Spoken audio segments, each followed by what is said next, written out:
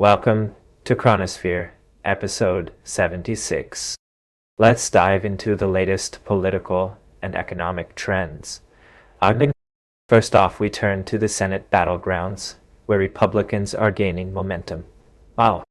New York Times, Siena College polls show Republican candidates leading in three key races: Florida, Montana, and Texas. This gives the GOP a realistic shot at controlling the Senate.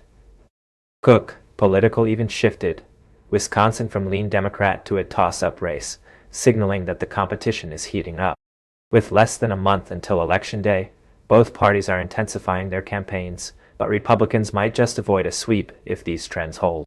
In another political twist, prominent Black Trump supporter Rob Smith fired back at former President Obama's recent comments targeting Black men for their reluctance to vote for Kamala Harris. Smith's viral rebuttal has sparked conversations about race and party loyalty, amplifying tension in the African-American voting bloc as the 2024 election draws closer. Obama's remarks have drawn both support and criticism, even from networks like CNN, showing the complex dynamics at play. Moving on to Vice President Kamala Harris, Univision anchor Enrique Acevedo clarified the rumors about her use of a teleprompter during a recent town hall.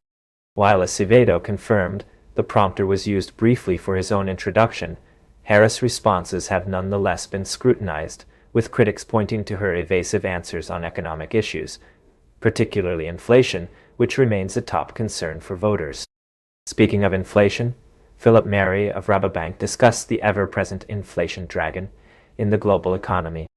While U.S. stock markets have been volatile, China's upcoming fiscal policy announcement could inject new life into the market. But even with global shifts, U.S. inflation remains stubborn, particularly after higher-than-expected CPI figures were released this week. This comes as China's finance minister is expected to announce massive spending measures aiming to balance economic slowdown concerns. In global politics, tensions continue to rise between Israel and Iran. Reports suggest that Israel is planning a counterstrike against Iran in retaliation for ballistic missile attacks. Washington has reaffirmed its support for Israel, hinting at joint efforts to repel future strikes. The international community is watching closely as any escalation could disrupt oil exports, with potential ripple effects on the global economy. Meanwhile, the pharmaceutical industry took a hit with Teva Pharmaceuticals' $450 settlement.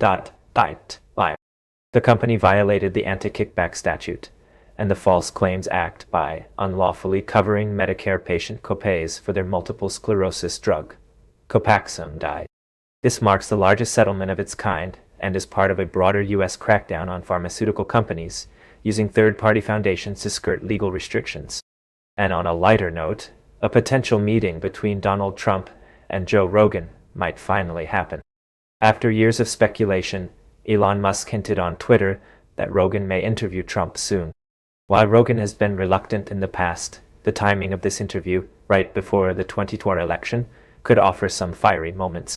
Lastly, Goldman Sachs hosted a webinar discussing the economic pressures on consumers as inflation and high interest rates persist. Higher-end consumers, usually insulated from downturns, are now feeling the pinch. This stress could spell trouble for the holiday season and beyond, especially if geopolitical tensions spark an energy crisis. With gas prices potentially on the rise, consumer spending may take a hit, just as personal debt levels soar to record highs. That's a wrap for today's episode of Cronisphere. We'll keep you posted as these stories unfold. Stay tuned, and until next time, stay informed.